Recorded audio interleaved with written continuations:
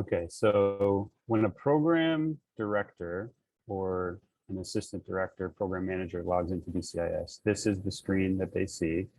They see their roster, they have their status, they can mouse over each status to see more details about what that status means.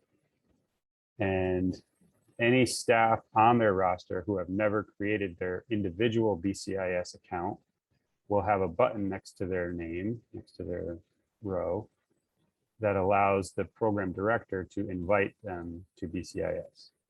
So they would click that button and then enter the individual staff member's email address to send them an invitation to create their BCIS account. Once that individual staff member has received that email and gone through the steps to create their BCIS account and enter their demographic information or confirm their demographic information, then that button will disappear on the roster for that program. If they're in a current status, meaning they have a current background check in the OEC system, then there's no button to request a background check. If they need a background check, then a new button will appear to request their background check. So those are all the steps. And then if they need to remove a staff member because they no longer work at that childcare facility, they can click this garbage can icon to remove them from their roster.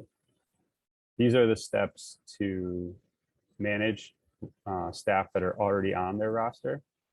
And they can also download in an Excel or PDF their full roster with all those details. If they need to add new staff, or if they don't have staff on their roster yet and they need to add them, they need to click the Add Person button, which takes them to this screen. This allows them to search to see if someone is already in BCIS. Someone who has already created a BCIS account will be able to see their BCIS ID number when they are logged into their individual account as a staff member. And they could provide that to the employer or to the childcare facility that they're applying for work. And the employer could search here by their BCIS ID number to locate them and add them to their roster. If they don't know the BCIS ID number, or the person has not created a BCIS account yet, then the other way to search is by entering first name, last name, date of birth, and either the zip code or the last 4 digits of the Social Security number. So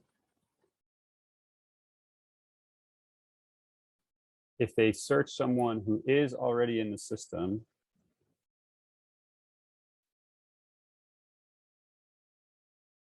they're able to locate the person, then they'll show here. So this is some test information that I had already entered into the system, and this person already is in BCIS, so that's why they're showing here. And it already tells me their status. So if they already have their background check done, this would show they have a current status, and I can just add them to my roster and they can begin work without completing another background check if they're already in a current status. If they're in another status, I can still add them to my roster, and then I'll be able to request whatever background check they need to complete. So for someone who's in BCIS and they and I enter all that information and they show up, I can select my program, select their role as a staff member, and then add them to my roster. If I search here and the information I enter does not locate someone in the system,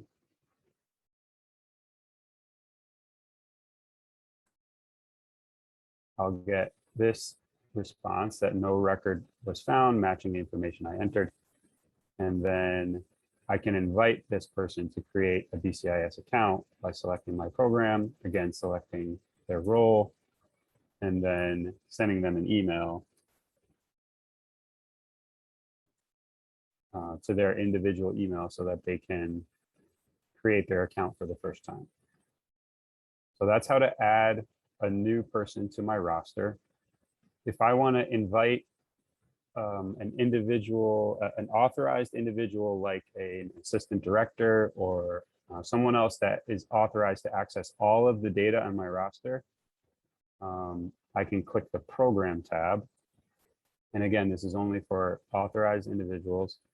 And then I would select my program from the roster. If I have multiple rosters, they would show in this drop down, and I can select the correct roster for each location and then enter their email address here and click invite manager.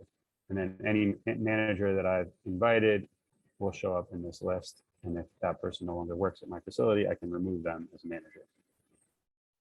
So that's the way to invite someone to assist with roster management. And again, someone who's already on my roster can be invited by clicking invite to BCIS. And this is for individual staff to create their account. And to add staff, I would click add person. There's also a frequently asked questions tab that I can click that has questions and answers that OEC has provided for frequently asked questions. And this will continue to be developed as more questions come up.